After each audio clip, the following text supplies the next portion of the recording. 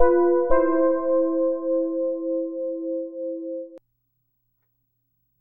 note above C can be called C sharp or D flat. We will need to explore both possibilities. Starting with C sharp, a whole step above C sharp is D sharp, a whole step above D sharp is E sharp, not F. Remember Rule 1, each note name in order only once.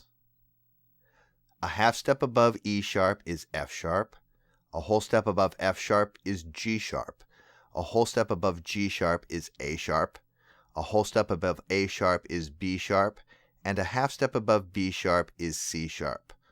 All 7 notes are sharp in the C sharp major scale.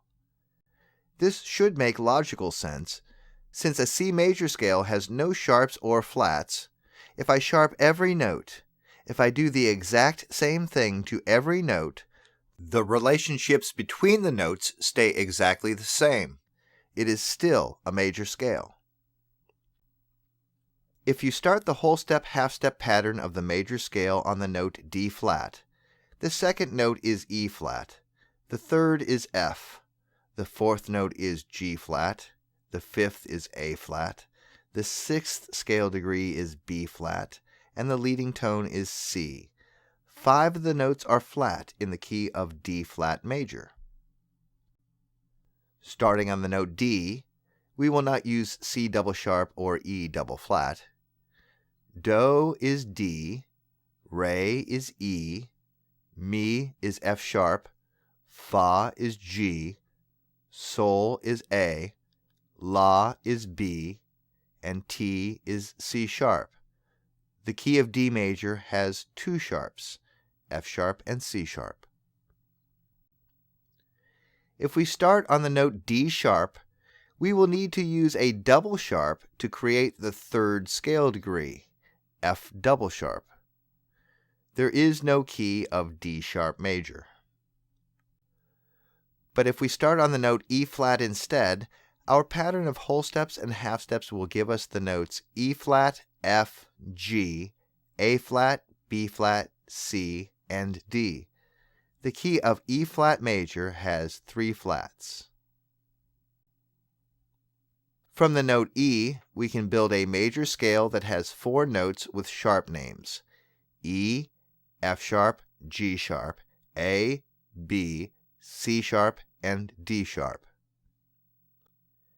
If we call this piano key F flat, we run into a problem.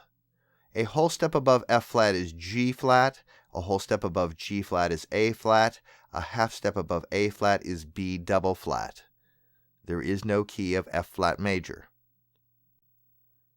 Moving up to the next piano key, we have F, or E sharp. If we name the pitch F, we can make a major scale with 1 flat note, B flat. If we name the tonic E sharp, the second note of the scale must be F double sharp, and it fails to create a major key. The note F sharp or G flat is exactly midway between C and the next C. We have moved up 6 half steps from C, the key with no sharps or flats. If we try to make an F sharp major scale, we end up with 6 sharp notes. If we call the tonic G flat, we end up with a major scale that has 6 flat notes. If we use the note G as tonic, our whole step half step pattern will create a major scale with 1 sharp note, F sharp, the leading tone.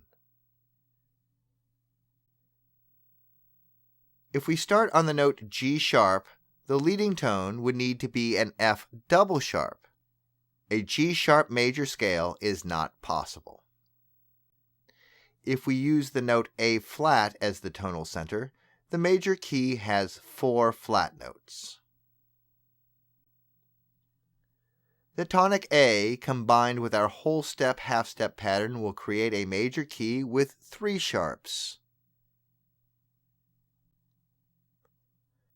A sharp cannot function as the tonic because the third note of the scale would need to be C double sharp.